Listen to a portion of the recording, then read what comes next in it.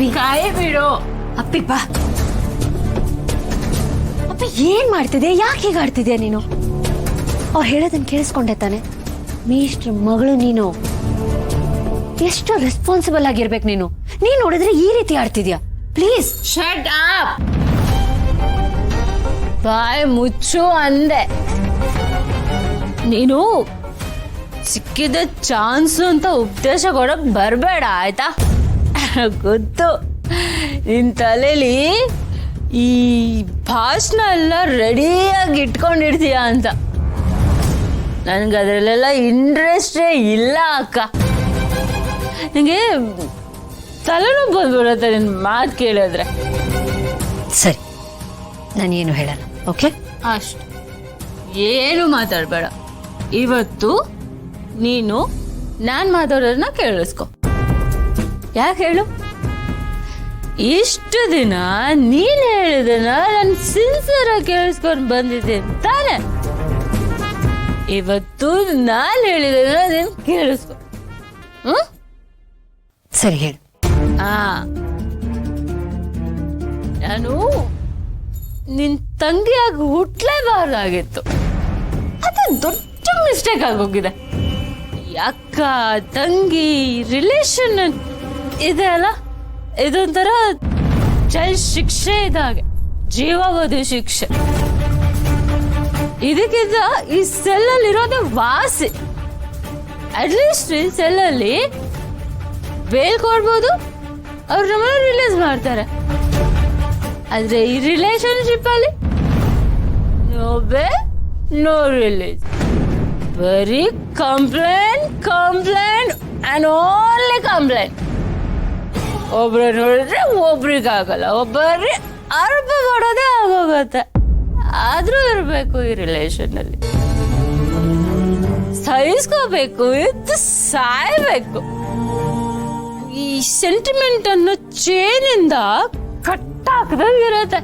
Okay okay, ನೀನೇನೇ ಹೇಳೋದಿದ್ರು ಮನೆಗೆ ಹೋಗಿ ಹೇಳುತ್ತೆ ಬಾ. ನಿನ್ ಜೊತೆ ಚಾನ್ಸೇ ಇಲ್ಲ. ನನ್ ದಾರಿನೇ ಬೇರೆ, ನಿನ್ ದಾರಿನೇ ಬೇರೆ. ನನ್ ದಾರಿಲೇ ಹೋಗ್ತೀನಿ. ಅಪ್ಪಿ ಅದೆಲ್ಲ ಏನು ಬೇಡ, ಬಾ ಹೋಗೋಣ ಮನೆಗೆ. ನೀನ್ ಹಿಂಗೆ ಟಾರ್ಚರ್ ಕೊಟ್ರೆ ನಿಮ್ಗೆ ಒಂದ್ಸತಿ ಹೇಳಿದ್ರೆ ಅರ್ಥ ಆಗಲ್ಲ ಅಲ್ಲ. ನನ್ಗೆ ಇಲ್ಲಿ ಮಲ್ಕೊಂಡ್ಬಿಡ್ತೀನಿ. ಅಪ್ಪಿ ಓಕೆ ಓಕೆ ಓಕೆ, ನಾನು ನಿನ್ ಜೊತೆ ಬರಲ್ಲ. ಓಕೆ, ಕ್ಯಾಬ್ ಬುಕ್ ಮಾಡ್ತೀನಿ, ನೀನು ಒಬ್ಬಳೇ ಹೋಗು. ಇಷ್ಟೊತ್ತಿಗೆ ಅಪೇಕ್ಷೆ ಸ್ಟೇಷನ್ ಇರೋ ಸುದ್ದಿ ಎಲ್ರಿಗೂ ಗೊತ್ತಾಗಿ ಮರ್ಯಾದೆ ಹೋಗಿರುತ್ತಲ್ಲ. ಅಪೇಕ್ಷೆ ಎಲ್ಲಿಗ್ರಿ ಹೋಗಿದ್ರಿ? ಆಗ್ಲಿಂದ ಫೋನ್ ಟ್ರೈ ಮಾಡ್ತಾ ಇದ್ದೀನಿ, ಸ್ವಿಚ್ ಆಫ್ ಅಂತ ಬರ್ತಾ ಇದೆ. ಇಷ್ಟೊತ್ತಲ್ಲಿ ಎಲ್ಲಿಗೆ ಹೋಗಿದ್ರಿ? ಅಪೇಕ್ಷಾ, ನಾನು ನಿಮ್ಮನ್ನೇ ಕೇಳ್ತಾ ಇರೋದು. ಓ, ನೆನ್ನೆ ಫಂಕ್ಷನ್ ಆ ಥರ ಆಯ್ತು ಅಂತ ಬೇಜಾರು ಮಾಡ್ಕೊಂಡು ಎಲ್ಲಾದ್ರೂ ಕೂತ್ಕೊಂಡಿದ್ರಾ? ಅಪೇಕ್ಷಾ ಎಲ್ಲಿಗ್ರಿ ಹೋಗಿದ್ರಿ? ಮಾತಾಡಿ ರೀ. ಆಲ್ಕೋಹಾಲ್ ಸ್ಮೆಲ್ ಬರ್ತಾ ಇದೆ, ಕುಡ್ಕೊಂಬಂದಿರಾ? ಅಪೇಕ್ಷಾ ಕುಡ್ಕೊಂಬಂದಿದ್ದೀರಾ? ಅಪೇಕ್ಷಾ ಯಾಕ್ರಿ ಈ ಥರ ಮಾಡ್ತೀರಾ ನೀವು? ಇದನ್ನೆಲ್ಲ ಯಾವಾಗಿಂದ ಅಭ್ಯಾಸ ಮಾಡ್ಕೊಂಡ್ರಿ? ಅದು ಮುಂಚೆಯಿಂದನೇ ಅಭ್ಯಾಸ ಇತ್ತಾ? ಅಪೇಕ್ಷಾ, ನಾನು ನಿಜ ಹೇಳ್ತೀನಿ, ನಾನು ಇದನ್ನ ನಿಮ್ಮಿಂದ ಎಕ್ಸ್ಪೆಕ್ಟ್ ಮಾಡಿರಲಿಲ್ಲ. ನನ್ಗೆ ಏನು ಹೇಳಬೇಕು ಅಂತ ಗೊತ್ತಾಗ್ತಾ ಇಲ್ಲ ಈಗ. Partha, please don't drag it now. ಕುಡ್ದು ಡ್ರೈವ್ ಮಾಡಿದ್ದಕ್ಕೆ ಸ್ಟೇಷನ್ಗೂ ಹೋಗಿ ಬಂದೆ. ವಿಷಯ ಎಲ್ಲ ಆಲ್ರೆಡಿ ನಿಮಗೆ ಗೊತ್ತಿರ್ಬೇಕಲ್ಲ. ನನ್ನ ಬಾಯಿಂದನೇ ಕೇಳಬೇಕು ಅಂತಾರ. ನಿಮ್ಮ ಅತ್ತಿಗೆ ಎಲ್ಲ ಬಂದು ನಿಮಗೆ ರಿಪೋರ್ಟ್ ಮಾಡಿರ್ಬೇಕಲ್ಲ.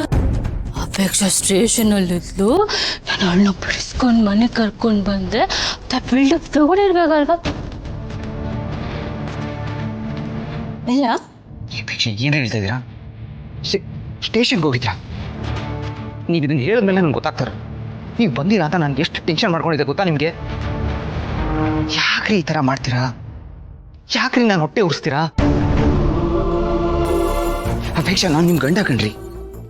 ನನ್ನ ಹೆಂಡತಿ ಅದೊಳು ಈ ಥರ ಆಡಿದ್ರೆ ನನ್ನ ಮನಸ್ಸಿಗೆ ಎಷ್ಟು ಯಾವ ಥರ ಫೀಲ್ ಆಗುತ್ತೆ ಅಂತ ನಿಮ್ಗೆ ಗೊತ್ತಾ?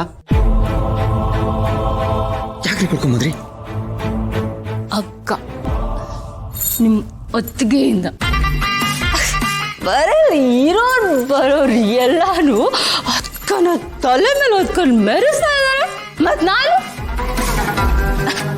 ಯಾರಿಗೂ ಲೆಕ್ಕಕ್ಕೆ ಇಲ್ಲ.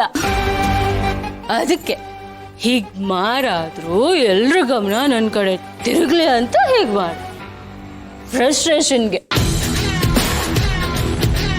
ನನ್ನ ಸಂಕಟ ಅವ್ರಿಗೆ ಅರ್ಥ ಆಗಲಿ ಅಂತ. But I don't think so ಅವ್ರಿಗೆ ನನ್ನ ಸಂಕಟ ಅರ್ಥ ಆಗಿದೆ ಅಂತ. ಮತ್ತೆ ಅಕ್ಕ ಎಲ್ರ ಕಣ್ಣಲ್ಲೂ ಹೀರೋ ಆದ್ಲು, ನಾನು ವಿಲನ್. Apeksha the villain. ನೋಡಿ, ಅದೇನೇ ಇರಲಿ, ನೀವು ಈ ಥರ ಕುಡ್ಕೊಂಡ್ ಬಂದಿದ್ದೀರಾ ಅಂತ ನಿಮ್ಮ ಅಪ್ಪ ಅಮ್ಮಂಗೆ ಗೊತ್ತಾದ್ರೆ ಅವ್ರು ಎಷ್ಟು ಬೇಜಾರು ಮಾಡ್ಕೊತಾರೆ ಅಂತ ಗೊತ್ತಾ ನಿಮಗೆ? ಬೇಜಾರು ಮಾಡ್ಕೊಳ್ಳಿ ಅವರು. ಮಗಳು ಅನ್ನೋ ಅನುಕಂಪ ಅಂತ ಅವ್ರಿಗಿಲ್ಲ.